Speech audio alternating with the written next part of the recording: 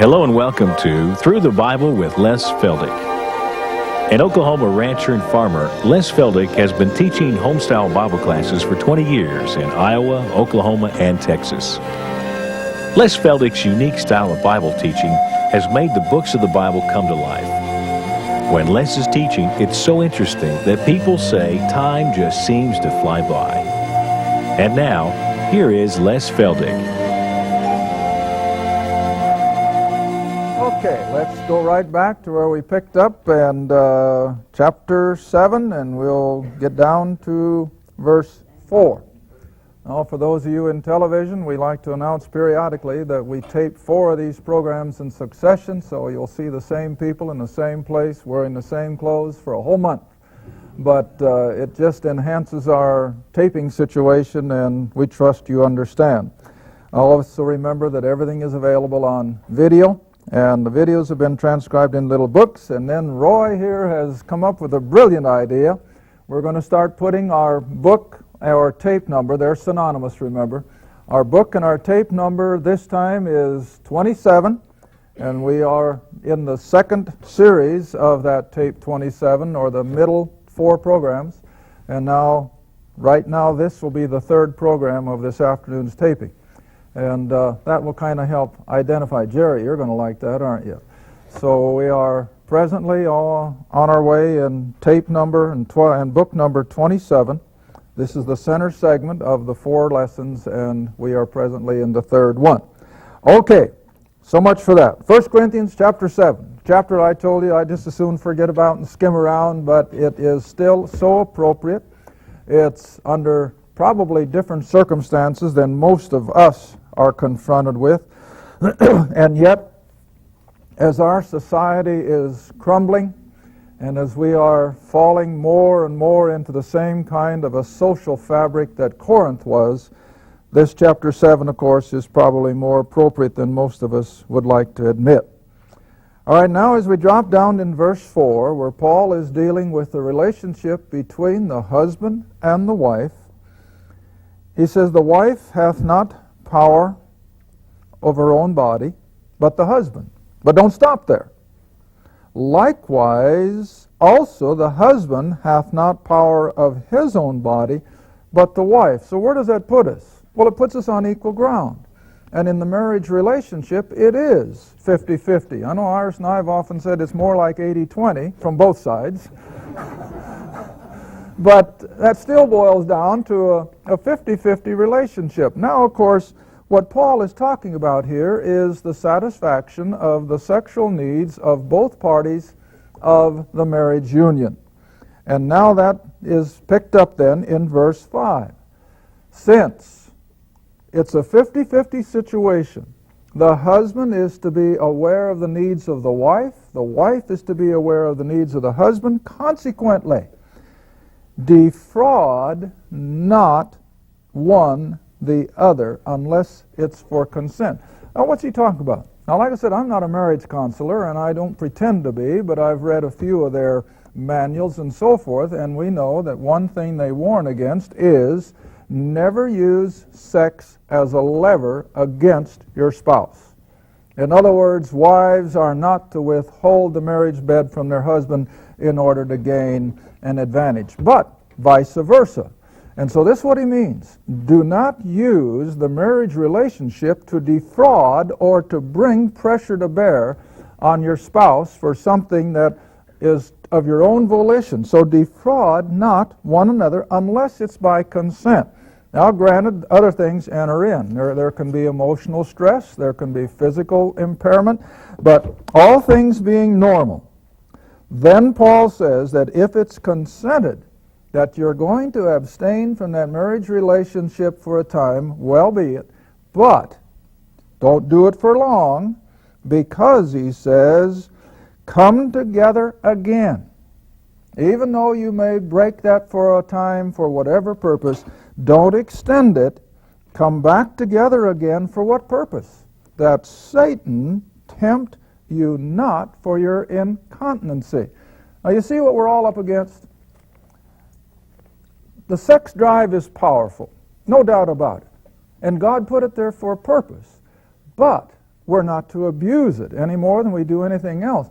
And so if there is a consent between the two partners to refrain for a period of time, that's all well and good, but don't overdo it. And when you come back together again, do it for the purpose lest Satan comes in and tempts one or the other, of course, then to go outside the marriage relationship. All right, then he says, verse 6, I speak this by permission and not of commandment. And then he says in verse 7, something that throws a curve at a lot of people, when Paul says, I would that all men were even as I myself, but every man hath his proper gift of God, one after this matter, another after that. Now we know that once Paul began his apostolic ministry, from all scriptural indications, he was alone. But my whole premise is that he had at one time been married and had children. Now the reason I say that, and I'm going to take you back to Acts chapter 26, because I try not to just bring things out of the woodwork, but I want to be able to back up what I teach from the scriptures. And back in Acts 26, we see a very revealing part of Paul that too many people ignore. And they just think that he was a bachelor who had never married, and consequently he had a thing against women, and he had a thing against marriage. No, he didn't. But he was certainly alone at the time that he starts his ministry as an apostle.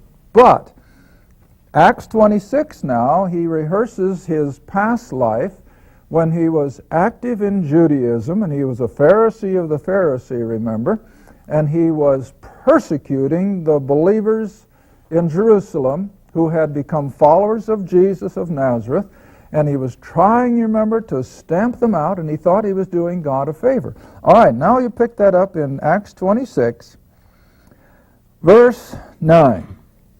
I verily, he says, thought with myself. Now remember, he's telling these people his conversion on the road to Damascus and so forth. I verily thought with myself that I ought to do many things contrary to the name of Jesus of Nazareth, as a religious fanatic, which thing I also did in Jerusalem. And many of the saints did I shut up in prison, having received authority from the chief priests. And when they, these believing Jews, whom he had arrested and brought back before the religious leaders of Jerusalem, and when they were put to death, I gave my voice, the King James, and a better word is vote. And I gave my vote against them. Now, who was the ruling body of Jews that would have been voting what to do with these believers? The Sanhedrin, or the Sanhedrin, however you want to pronounce it. Now, here's where I maintain the man was married. You could not, if I understand the Jewish Old Testament economy, they could not be a member of the Sanhedrin unless they were married and had children. And the purpose, of course, how can you judge in the areas of family relationships if you've never had the experience? Now, that's nothing new. Bring it all the way now into the New Testament, into 1 Timothy. All the way back to Timothy. 1 Timothy, chapter 3. And Paul carries it right on into the leadership of the church. The same premise.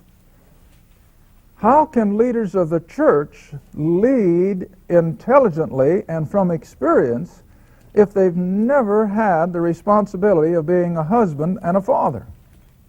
All right, look what he says in 1 Timothy chapter 3. You know, and here's one of these places I always ask people, I don't care what denomination you're from. I don't care what you think of the Apostle Paul. Where do you get the reasons for your church government or organization? Well, you get it from Paul, whether they like to admit it or not. And here we have it.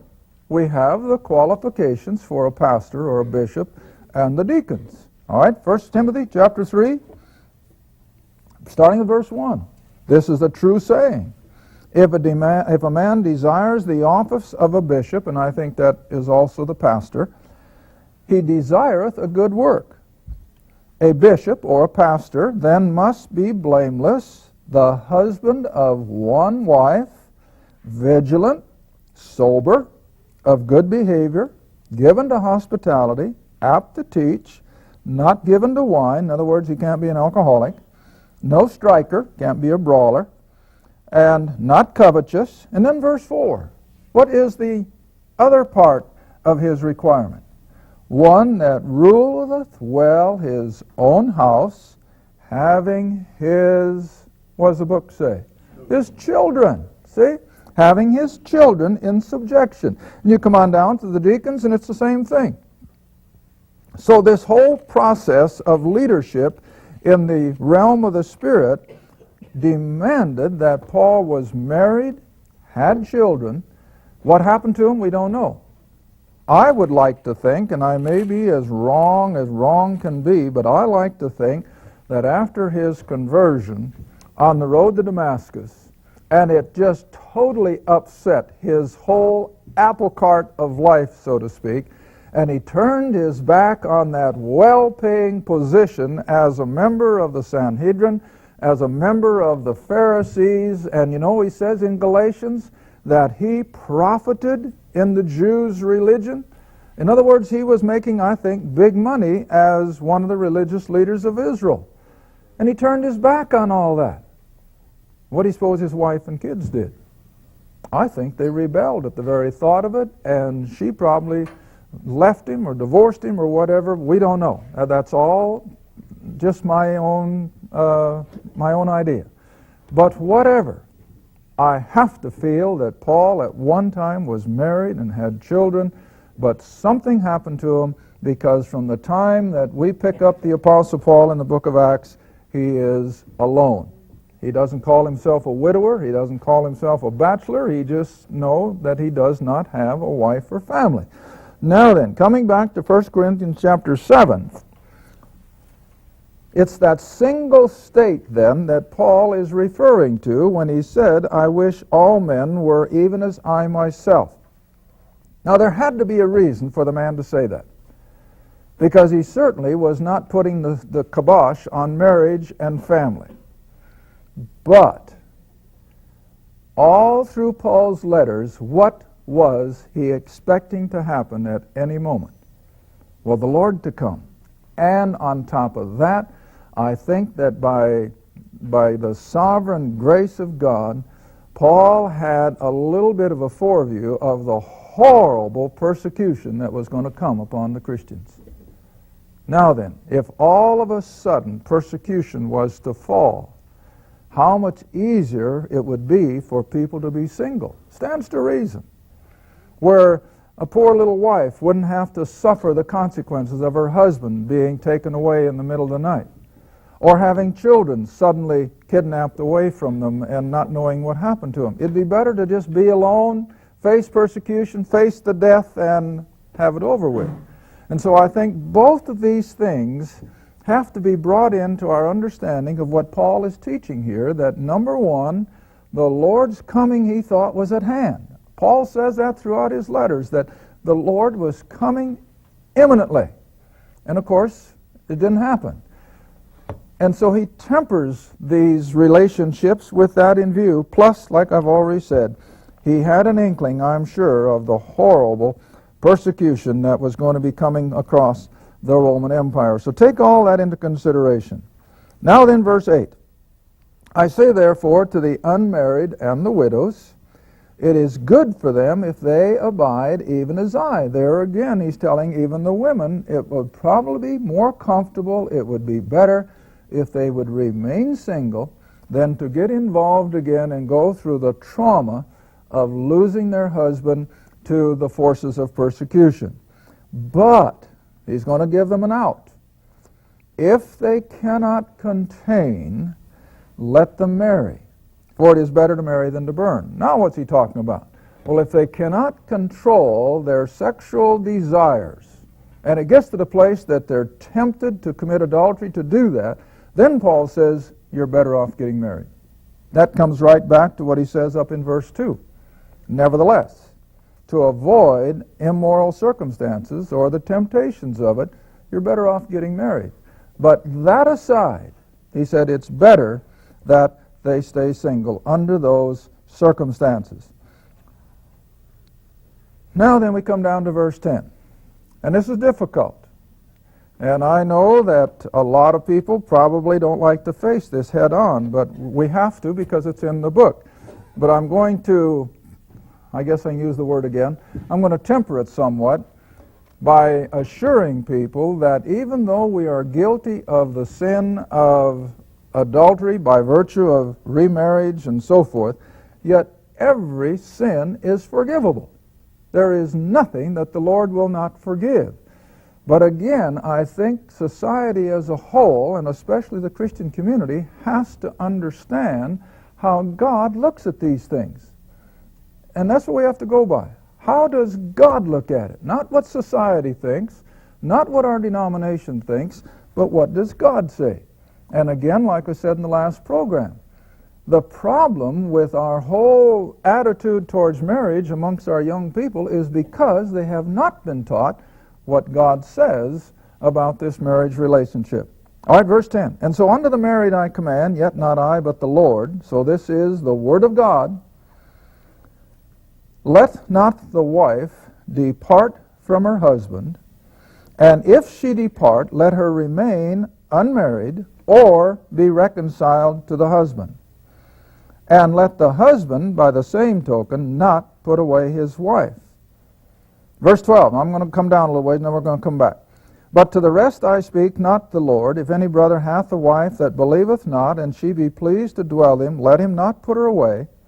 And the woman who hath a husband that believeth not, in other words, he's still in paganism, he still worships his idols, and if he be pleased to dwell with her, who is now a believer, then let her not leave him. Stay with him. For the unbelieving husband is sanctified by that wife who is a believer, and vice versa, an unbelieving wife is sanctified by the husband, else were your children unclean, and now they are holy. All right, now verse 15. But if the unbeliever, the man or the woman steeped in idolatry, has not yet become a believer, and if that believing partner departs, Paul says, let him or her go. Got it?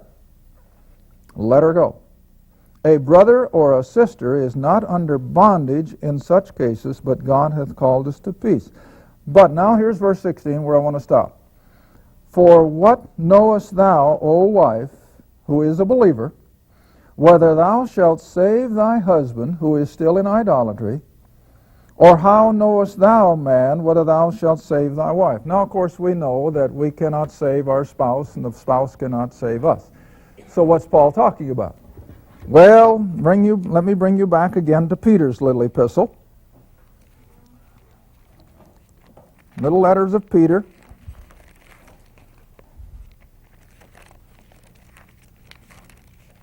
I think I want chapter, 1 Peter, honey. 1 Peter chapter 3.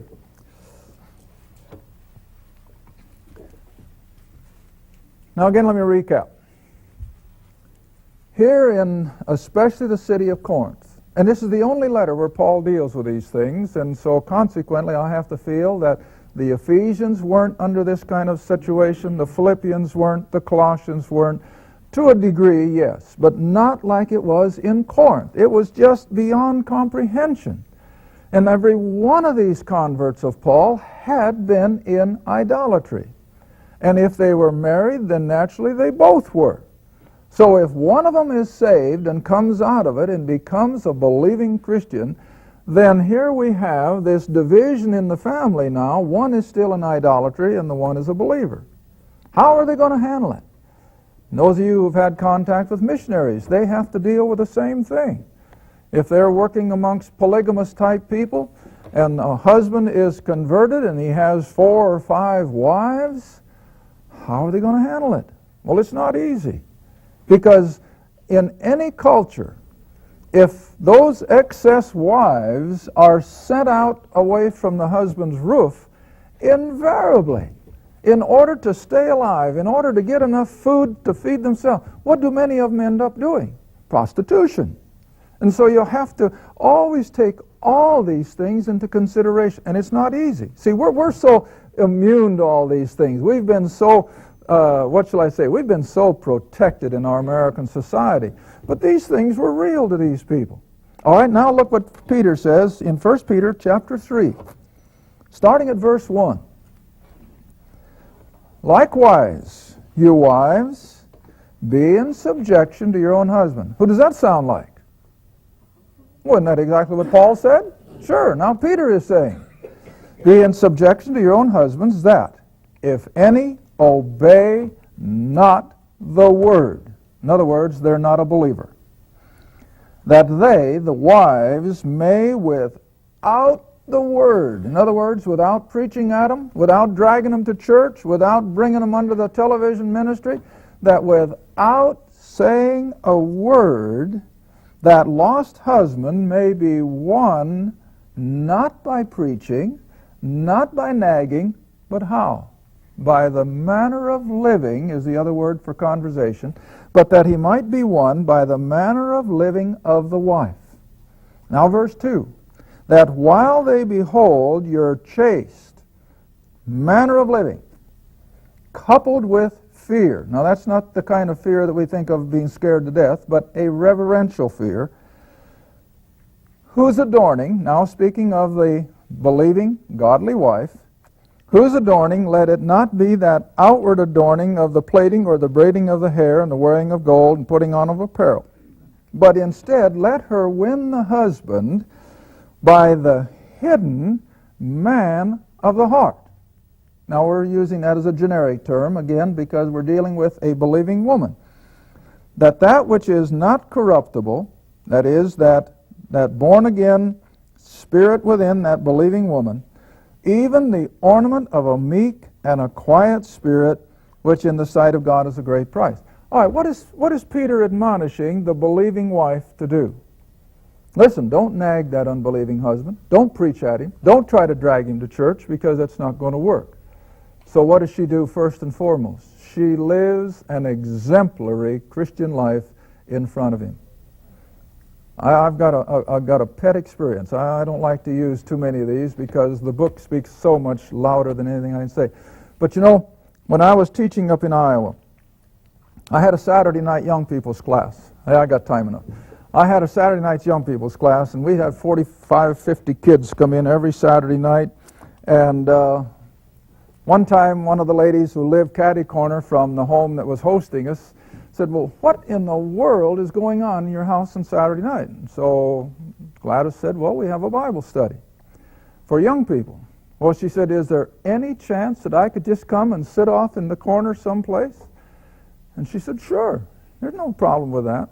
So this lady, she was the doctor's wife, had a lovely home, and she had a husband that was something else. And they wouldn't mind my telling it. I mean, they tell it all over the country themselves now.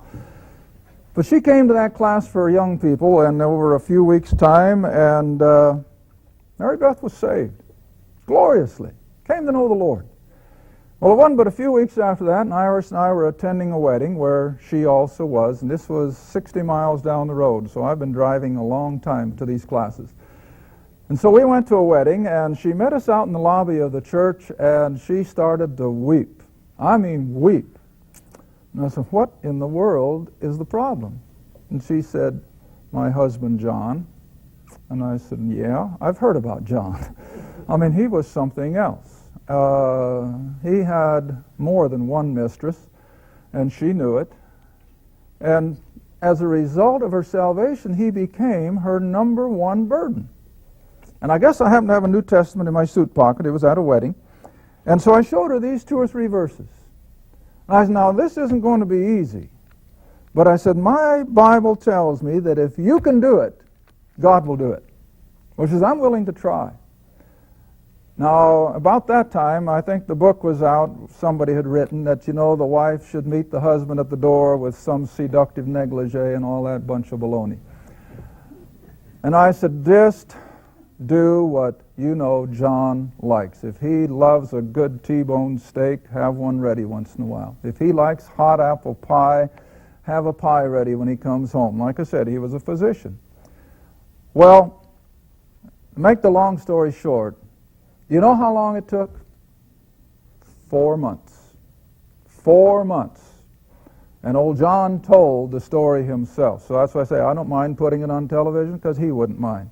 He said, I was in my office. He was a physician. He said, I was in my office one Sunday morning, and he said, I had just seen my last patient, and he said, I was in a hurry to get out to the country club, and he said, I was just going to spend the day boozing it up with my buddies. And he said, before I got out of my clinic, he said, the Lord just came on me with such conviction that my wife was such a far better person than I could ever hope to be. He said, right there in my office, I dropped to my knees and I said, God, I'm a sinner, save me. And he says, he did.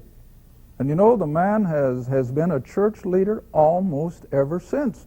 That's what I say, I don't mind repeating it, even on television. He is a living example of what a believing wife can do without saying a word. See, most women get the idea that they're going to drag him to church and they get everybody trying to collar him, and hey, that's not the way to do it. You just simply prove to that. I've got quite a few like that. On one of the other instances, it was the other way around. The husband came to the class first and was saved and got such a burden for his little wife. And she tells it. So, I mean, I don't mind. She tells it herself. She had nothing to do with this. In fact, she used some pretty vile language concerning the Word of God when he tried to read it to her. But he just kept living the example. And then finally one day, the Lord in his sovereign grace caused a friend of hers who was a believer to just stop in for coffee one morning, and in the process of having a cup of coffee, led this lady to the Lord. And they're still living the exemplary Christian life together today. So I know it works. All right, now then, this is all that Paul is saying, that if a wife or a husband finds themselves still in a marriage relationship with a rank pagan unbeliever, hang in there. Paul says, don't break up the marriage if at all possible, but live the example, so that the day will come when they will open their heart to the gospel, and then you can have, again, a happy marriage relationship, a happy home, and of course then the children will more than likely follow suit. Thank you for watching Through the Bible with Les Feldick, a weekly Bible study. If you would like more information about the Les Feldick Ministries, a Bible study in your area, or about this program, write to Les Feldick Ministries, Route 1, Box 760, Kinta, Oklahoma, 74552.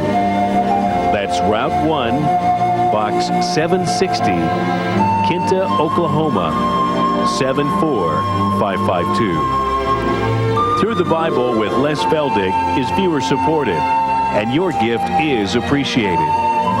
Thank you, and be sure to tune in next time for Through the Bible with Les Feldick.